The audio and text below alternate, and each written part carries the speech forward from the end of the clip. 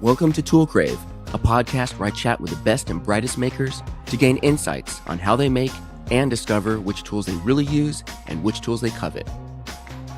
I'm Timothy Dahl, the founder of Charles & Hudson Media and former editor at Popular Mechanics, Lifehacker, and This Old House. Today I sat down with Joanie Sprague. You may know her as the runner-up on Cycle 6 of America's Next Top Model, but I first met her almost 10 years ago when she was working as a carpenter and hosting her own show on the DIY Network. She's currently part of the all-star cast of the new Trading Spaces on TLC and host of her own podcast called The Little Bit. In this episode, Joanie shares what life is really like as a carpenter on Trading Spaces, her joy of teaching women how to use power tools, and some tips on building in a small workshop. Joanie. Yo. Thanks for being here, or not being here, me being here at your place, but I appreciate you being on the podcast here. Yeah, this is great. I love that you're mobile and you can just come down here. This is so cool. It's nice having set up and borrowing your awesome microphone stands, and with this screen here, I need to get up on the tech. It's helpful because I'm used to holding it. And it's a little uneven on the sound. So yeah, cool. This is great. Good, yeah. But I was looking, I was looking back. I met you, it's almost been like 9 years ago or something. And you were working as a carpenter on a show. On DIY. Yes, yes. And for me, that was great because I met you and you were working your trade. I wasn't aware of you on TV or anything you'd done in the past, but, and you were gracious enough to do an online interview for me at Charles & Hudson, which I appreciate. But now we both have podcasts. We're both kind of doing our things. I'd love to hear kind of take it way back, kind of your journey being a carpenter and in the trades, and now how that's kind of, been your career offline as well as on TV, and how that's worked out. It's funny how this is all of this has led me back to this time in my life, because I think previously I was a model for a long time, and I think a lot of people only associate me with that, because there's a lot of popularity behind that and that TV show. But for me, being a handy person, or whatever you want to call it, started way back, even when I was in college. I started my own personal organizing business, and I would clean for people and kind of at that point say, oh, there's a hole in your drywall. Well, I can fix that. Oh, well, you want me to store it in the attic? Well, there's no, flooring down. I'll just put some, particle board down and we'll put it up there. So it grew, naturally.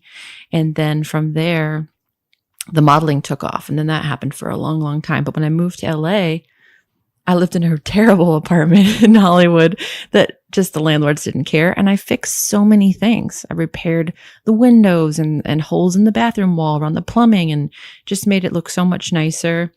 Like I'm doing with this apartment here.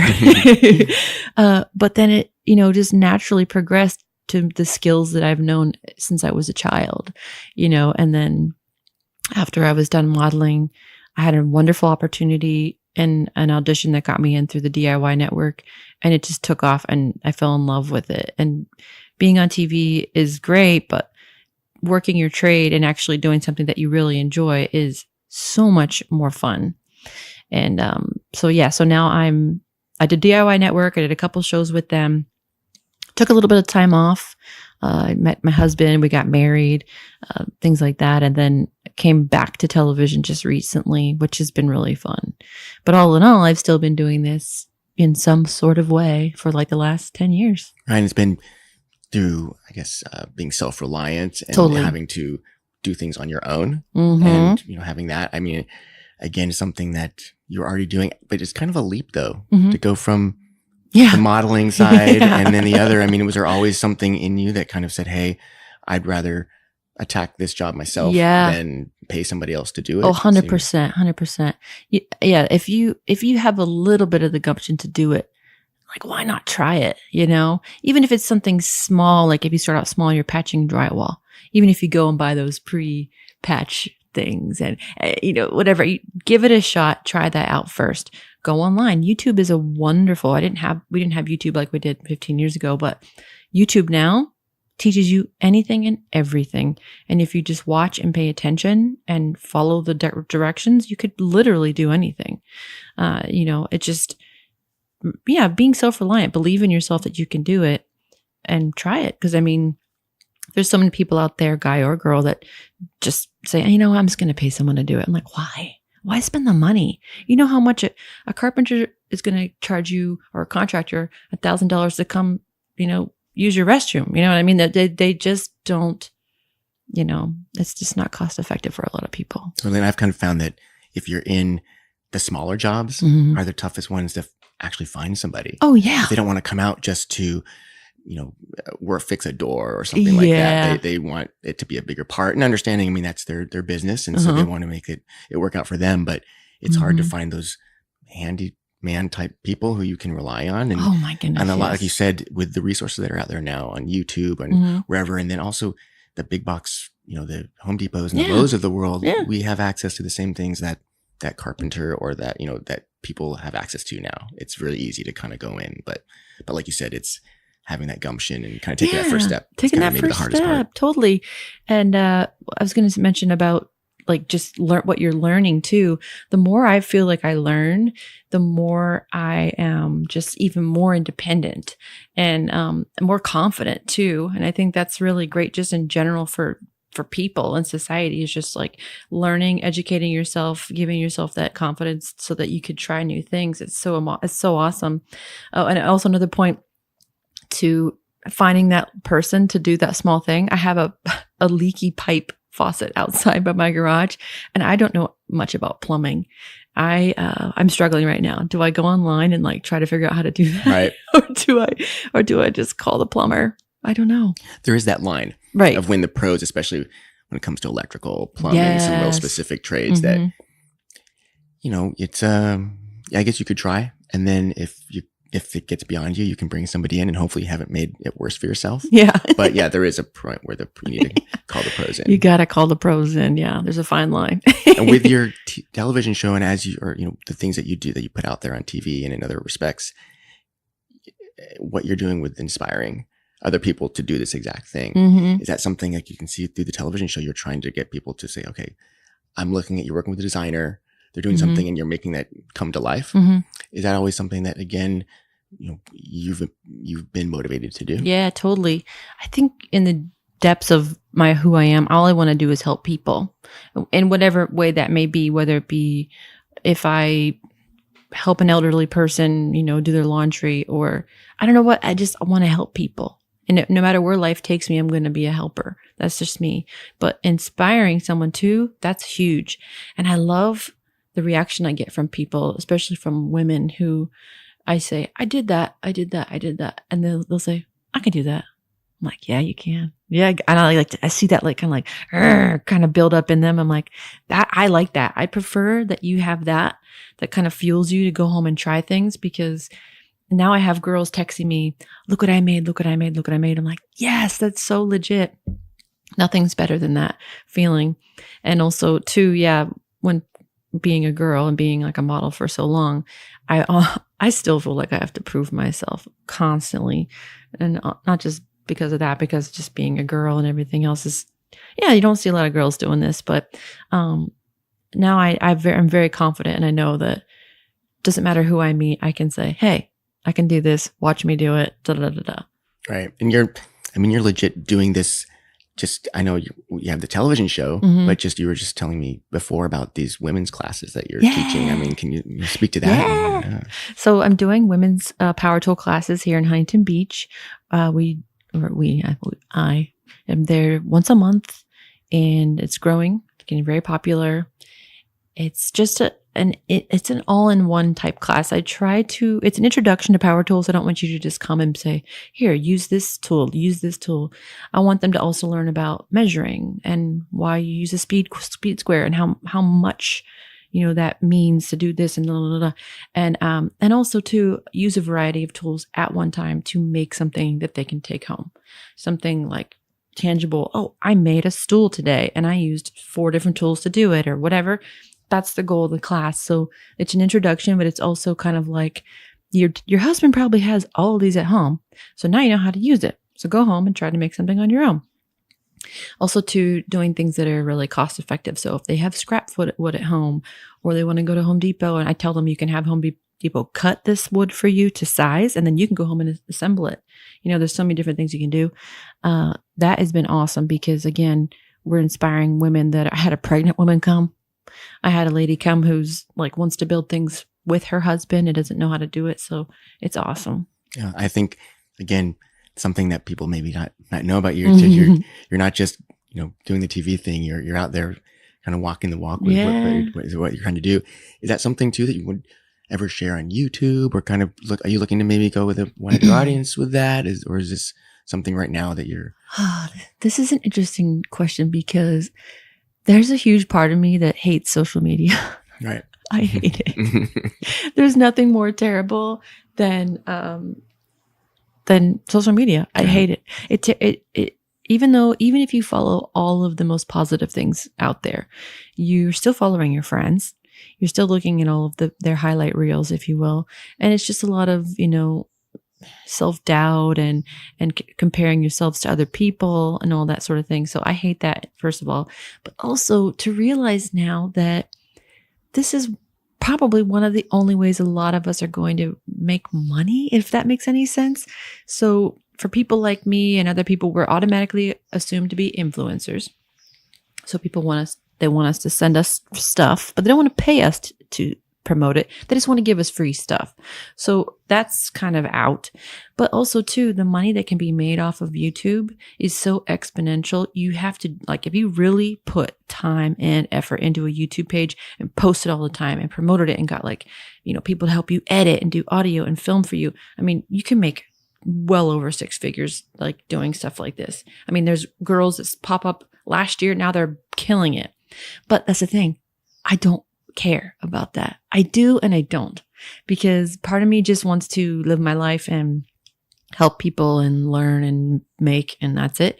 But then I also see this this kind of thing over here dangling in my face, hey, you want to get online and post about it? I'm like, do I? Right. I don't know. Such a distraction in a lot of ways too. It takes you away from the plans that you're making and setting up everything for your class. It's a whole nother. It's a whole nother thing. And then it's just more work to do on top of already building it. Now you have to go and edit it.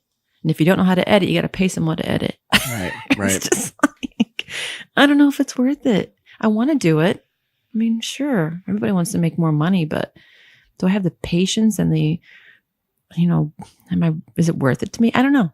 Right. And you don't get the same satisfaction, like you said, with the women who, you're helping them and you're getting instant feedback instead of an online comment that can be, negative. Who knows what it's going to be, right? Totally. Yeah, most often negative. But, totally. But yeah, that's something that's kind of missing with a lot of maybe the online teaching that goes on. Mm-hmm. Right? Yeah. Disable comments. Right.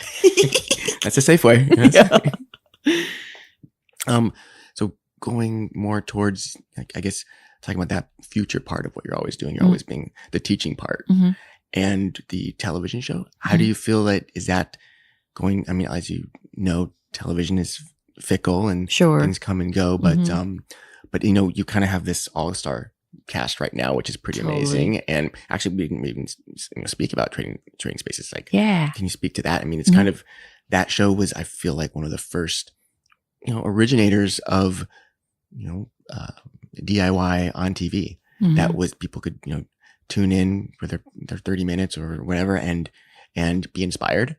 And now you've got all these people who are kind of part of that movement from years ago. And especially with the original host, with Paige there, it's, how is it going? How's the show going? Is it something that, again, you hope it keeps going? What is? Yeah, I think, I mean, you hope it keeps going. You're having fun. It's fun. It's fun to shoot that show. It's funny. There's so much that's left on the cutting room floor. It's bizarre to me. There's so much it's not a how-to show, but there's so much of the build that they're not showing. And I wish people could see that, how much Brett and I actually do and how long we work and how much more that we build than they show, which is insane. I'll build whole pieces of furniture that won't even get shown. Can they put that online somewhere or I would love that. Yeah. I would love to see that, but they haven't done anything like that. Actually, I had an idea and I ran it past the network and they approved it. But I said, can I post me making the furniture and show people how I did it? And on your own. On my own. Right. And post it on my YouTube page. Well, actually, you can do that, but we're going to post it on tlc.com. I said, all right. So that's what they did. They're going to post it online and for them. But I was like, still, it's cool because I want people to see how easy it is to rip apart a pallet and make a coffee table. It's like so easy. It's free. Da, da, da, da. So yeah, I want the TV show to continue. I think it'd be great to, do this for a long time. It's a lot of work, but it's fun. But also too, with that, you said it's very fickle. It absolutely is. The show could be canceled this year. Who knows? And then I'm back to the drawing board, back to normal life. With that, I think you have to check yourself, right? You have to check that pride at the door, because just because you're on TV doesn't mean you're any better than anybody else, and you don't deserve more, and you don't people automatically think that about themselves or about other people when they look at, oh, well, you can't work at Trader Joe's, Joanie. You were on TV. It's like, girl, you got to pay the bills. You know what I mean? And you also have to check yourself because, again, you're lucky enough to do this, but just because you're not doing it doesn't mean you have to pay bills magically. You have to still work. So that's a very real thing that you have to deal with too when you're on TV is this could not happen for you anymore. And then you have to go back to the drawing board. I mean, I sold insurance for 2 years. I don't care. I'm making money. I'm doing my thing, but I have to have a side hustle. Everybody has a side hustle. Right. I don't know about people that don't. But yeah, if it could keep going forever, that'd be great. But if it doesn't, I'm prepared for it not to be. And do you see TV? I mean, from years back when we first met, and there were cable channels, and now there's I feel like even so many more opportunities, and Netflix and the online channels now, and those opportunities. Is it that much harder to get out there, or do you feel like there's when you're looking at auditions or different opportunities, is it the same, or how has that changed? I think it's harder now because before it was more of a small community of people. There's a small pool of us, and the people would just pick us, and it was cyclical, and they would use us, and then they wouldn't use us, and they would use us. It was kind of like a little thing with DIY, blah, blah, blah, before they were purchased by Discovery. But now Discovery owns DIY, HGTV, Discovery, TLC, all of it's in one big bubble now. So now it's all of us in this bigger pool. And not only that, now you've got the internet. So you've got all these wonderful talents with fabulous YouTube pages, and they're trying to get your job too. So it's not just, it's hard. It's there's competition, and there's always someone who's quicker and better and smarter and all these things that are, could be picked over you. So I think it's harder to maintain a career in television. I mean, yeah, I have to be good on camera, but that's all. I mean, it's amazing what editing can do. Right. And our attention is, like you said, in so many different places now. Yeah. There's so many different options to totally find different things to be entertained. If there's something about the show, like you said, there's so much on the cutting room floor. Oh yeah. Is there something there that you can share that's behind the scenes that, you wish people knew about, or, as the show, obviously there's a narrative for the show, and everything has to fit into that, but something that, hey, if you're watching the show, realize this part might take longer, or this part, a little realism in that sense. Sure. There is a lot of, as far as the build goes, there's a lot of it that you don't see as far as, us going to Home Depot or Lowe's and picking up the wood, bringing it back. Oh, it's raining. Okay, you can't start.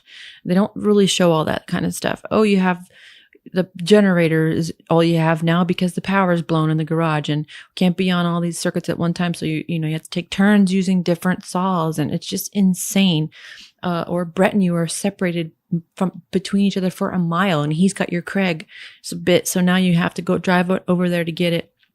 It's just insane. They don't show all the chaos behind it. And also too, big mistakes that you make that cost the designer money. A lot of times they don't say that. Say you ripped this MDF and it was the wrong thing. You're supposed to rip the plywood. Now I have to go out and spend another $50 on things. So they don't show all the mistakes we make. They don't show the drama and the fighting. I think it's more of a happy show, but that's definitely on the cutting room floor. And that's part of, I think, any project. You said, that the mistakes we make when we have to run to Home Depot 5 times or more. 5 times or more, yeah. Right? And that you are actually doing the work. I mean, you're the I'm show on camera, talent, yes, right? but you're but doing I'm the actual doing work. it. Not everything is just provided. Yeah, for and you in that sense. we do have a person that will like run to the store for us. We have multiple people that do that. Because we can't leave set in case something exciting happens and we need to be on camera. So if like we need to go get more plywood, we'll send some kid to go get it or whatever. So yeah. And do all these projects have similar budgets? Mm-hmm. Yeah, sometimes they're very generous with their budgets of $2,000. So I might get $200, I might get $400, but I've never gotten more than $400. And it's usually things made out of MDF, plywood, maybe trimmed in poplar, a lot of edge banding going on because no one wants to buy real wood and can't afford it really. And then a lot of times too, you have to think about like, are these people going to tear this right out after we leave? They might hate this. Right. So we're not going to spend a bunch of money on something they're going to tear out. What's the point? Might as well spend it on drapery or whatever, So, yeah. Yeah.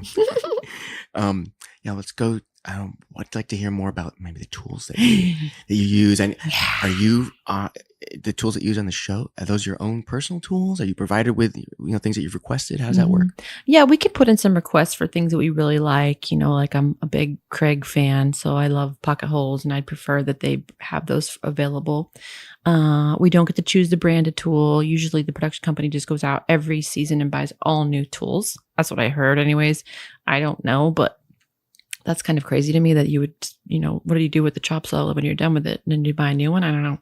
But sometimes if we get a sponsor, like Home Depot, we have to use tools that you buy there, right? So you can't buy Craftsman stuff in blah, blah, blah, in certain stores.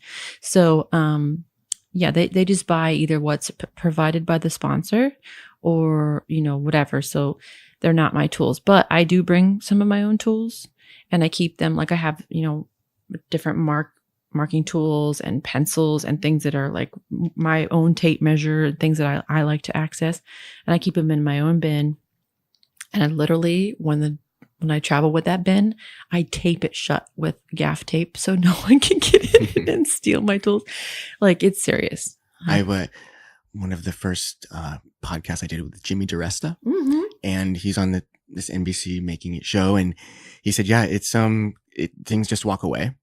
And he wants to use his own tools and he has like great stuff, but there's a system that he has to market and keep it and make sure that he keeps things separate. So, I can imagine there's so many people on set. And there's a lot of things happening. And like you said, chaos, that you want to make sure that, you find your own stuff. Oh yeah. I've had, someone didn't put away my Craig stuff properly and the bit rusted in transportation because it got wet and all this. Like there's just, there's a lot of stuff like that. Right. Yeah. The stuff that most DIYers don't have to think about. Yeah. So do you have a tool right now that you really, so thinking about, somebody who's they're watching your show, they're seeing the things that all the things that you're doing and they're inspired by that. Mm-hmm. Is there maybe one or two tools that they should, let's say they're just starting from scratch, that they should invest in? Yes. Okay. It's worth investing in. Yes. Guy or girl, doesn't matter. I think you need to learn to use a miter saw and invest in a chop saw or miter saw, whatever you want to call it. Milwaukee makes one. It's about $450. It only weighs 27 pounds. It's only a 7.5-inch blade, but for most basic beginner woodworking, things like that, framing, that is all you need. Get a high tooth blade because you want this cuts to be smooth, maybe 60 teeth.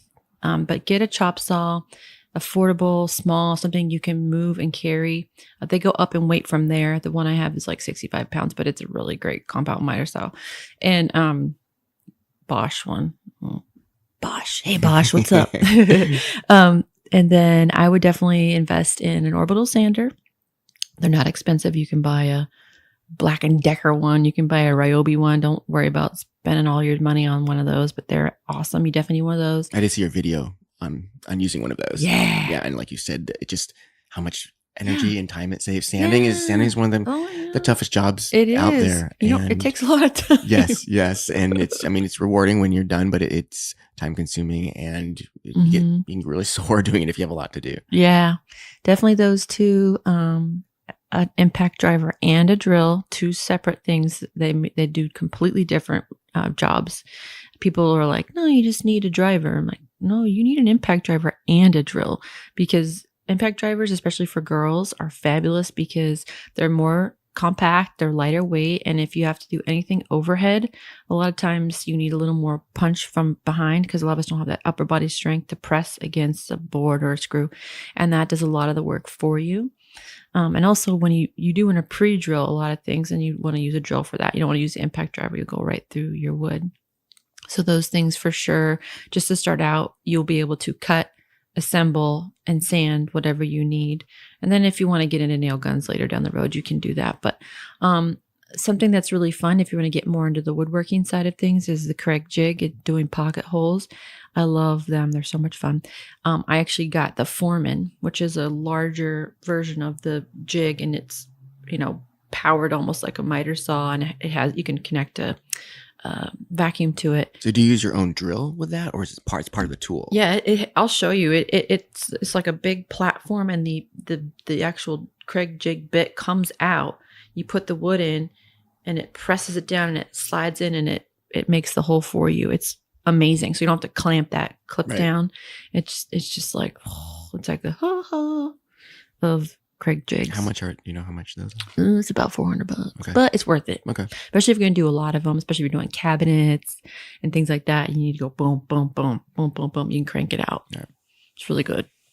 Are there any tools in the underrated spectrum that obviously the drills and the saws, but is there something that's people might overlook, but it's very really important? I think people overlook a pin nailer.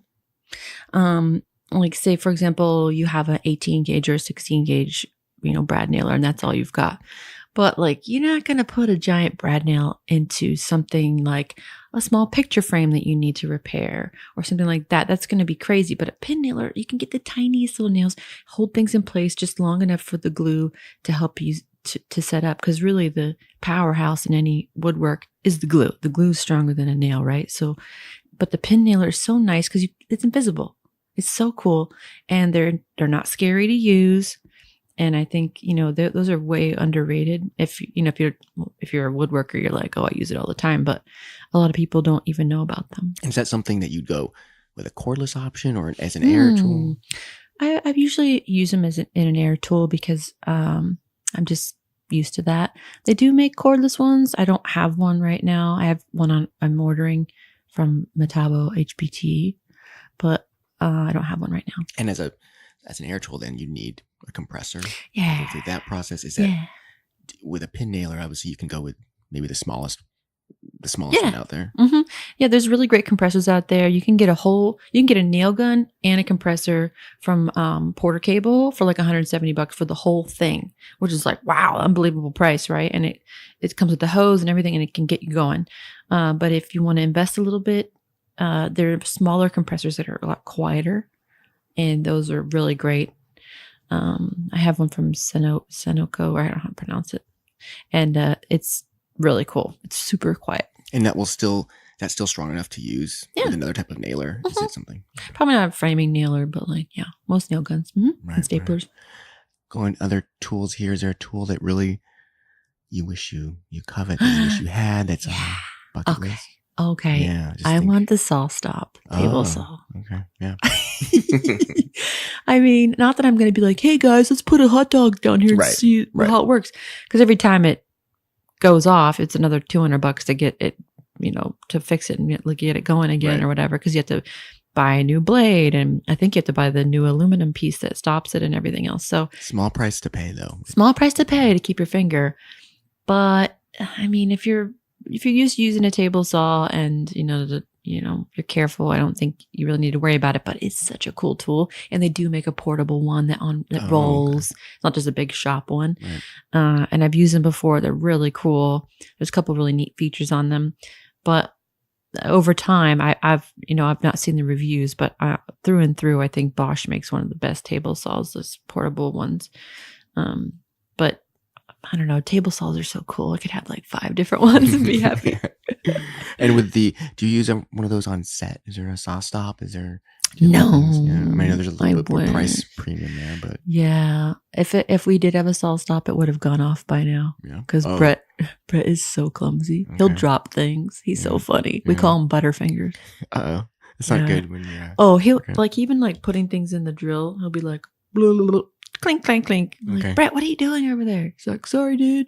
Didn't have my coffee this morning. He's hilarious. Is there anybody like? Is it up to you with the safety on that? I mean, you guys are the pros, so watching how. No, I mean he's great. Yeah. He's fine. I'm just picking on him, but yeah, I mean we have producers and people on the sides that'll say, you know, clear this space, don't walk over there. There's a big thing like don't ever tap someone on the shoulder when they're using a table saw because they can't hear you. There's there's a lot of rules you have to follow, and also too, like we have a lot of PAs that are just running through the set, and sometimes they gotta go right through your workspace, and they'll move things or touch things or unplug things, and it's just like, but that's TV, Right. you know. Right. And for like again, a beginner DIYer, is a table saw something that should be, you know, they could get into? Or what point would they? What size project would Mhm. necessitate? a Okay, table so saw? table saws are awesome, and I think it's probably the most used tool in anybody's shop. But if you don't have the space for one or you're not comfortable using one, they're super, super dangerous, especially trying to rip a full sheet of plywood by yourself. It's completely unbelievably dangerous. Get a track saw instead. You can do the same exact ripping of plywood sheets with a track saw and do most long cuts with those effortlessly, and you don't have to worry about it. It's pretty much a circular saw on a track. It's awesome. I'd get one of those before I got a table saw. And then when you're ready and you maybe work with some people first, table saw is not something you just jump onto. I think you need to be instructed how to use it. Right. And going into the track saw, and as you gave me a Mhm. sneak peek on your workshop here, Yeah. something that is small that can Yeah. fit, you know, you can Oh, yeah. put in a closet when you're not using Oh, it. totally. It But goes, on, yeah. on the looking at the small workshops, because you do work out of a small space, you don't have you're making the most of what know. you have.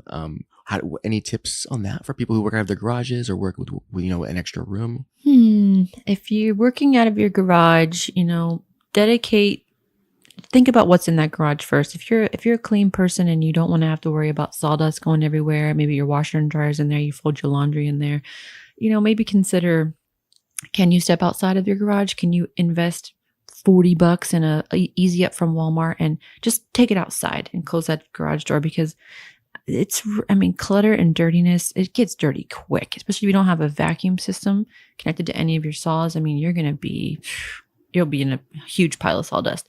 So if you can take it outside, take it outside. If it's super cold where you live and you don't have that option, I hate to say, if you're down with it, do that, but if not, get a really good vacuum system going.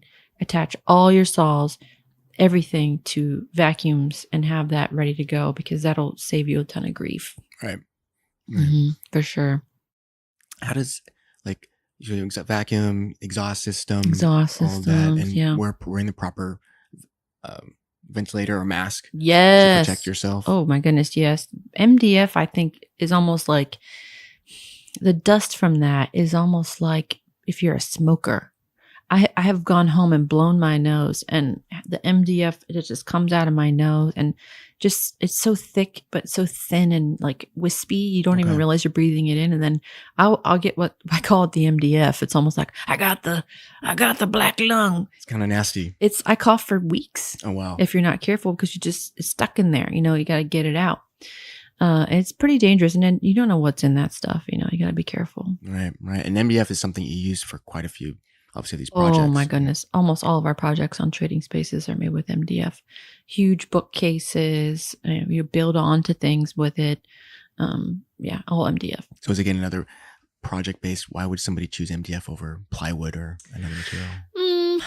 Well, I prefer plywood, and if you could get a nice finished veneered plywood, it's stainable and it looks prettier, wood grain and all that. But with MDF, it's just something that you paint. You prime it, you paint it. It's almost looks like a melamine shelving after you're done with it. You don't have to worry about edge banding it or trimming it in any kind of wood. Unless you want to, you can, absolutely. But it's just, you know, it's easier. It's easier to cut and manage and finish. And always wear wear your mask. Right. Yeah. So moving forward, where can, I want to talk about your podcast and what's happening. What's happening with that? I mean, you're 5-6 episodes in now. How is that going? It's going really well. It's funny. You start a podcast, you're like, everybody in the world's going to listen to this. It's going to be awesome. I'm going to get all these sponsors. It's a slow process. Right. I've got as many listeners as people go to my page. You know what I mean? Like, it's starting out small, but it's such a great creative outlet for me. And it's something I've been wanting to do. It's called The Little Bit Podcast, and it's all about everything, a little bit of everything except for politics. I don't like to get political. Safer that way. Yeah, it is. I think once you start acting like you know what you're talking about, you lose a lot of attention. There's plenty of other places to go. Absolutely. Yes. Yeah, go somewhere else. But we're just talking about, everything, life, TV, sports, everything. I have a lot of really fun. I have a series. I'm going to do a series coming out next month that's just all career based. I'm going to talk to someone about what do you do for your job? Tell me about it. Blah, blah, blah, blah, blah. Maybe something you've never really thought about before. I've got a crane operator. I've got a guy who works at SpaceX, different things, engineers. So it'll be really cool to talk about what they do. And all my podcasts, I try to keep under 30 minutes, but just because I'm like, I don't know. I don't know if I can talk that long, but it's, and it's keeping with the theme a little bit. Right. No, I got a little bit of great information about succulents. In my yard, we have a ton of succulents, and that's pretty much all we grow. That's the only thing we can keep alive. Yeah. So, oh my gosh, those were great tips. Cool. And then, like I said, just driving down here, your husband, Chris, you guys gave me some great health information. So yeah, plenty. I mean, it's like good. You said, a little bit of everything. Thanks. It's great.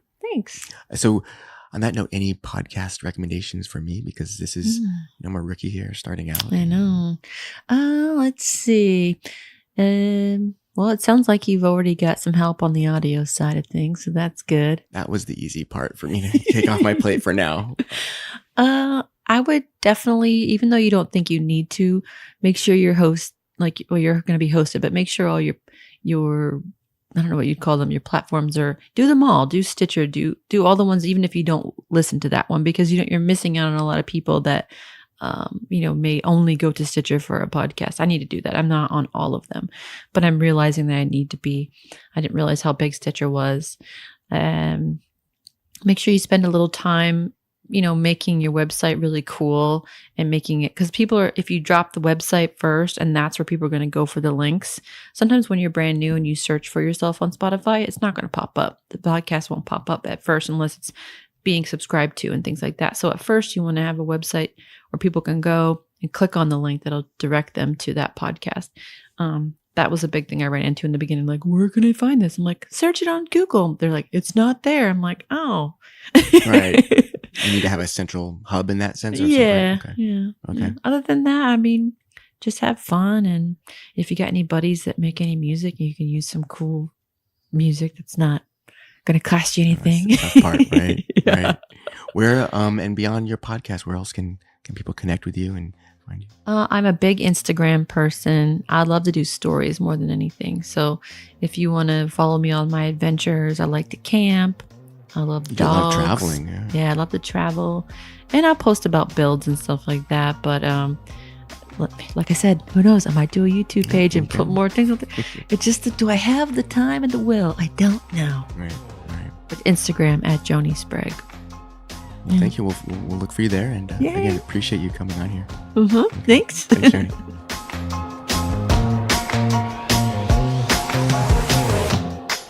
Thanks for listening to Tool Crave. If you like the show, please rate and review us on Apple Podcasts or wherever you're listening.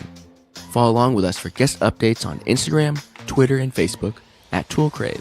And feel free to email us at podcast@toolcrave.com for guest suggestions or just to say hi. Thanks again, and see you soon.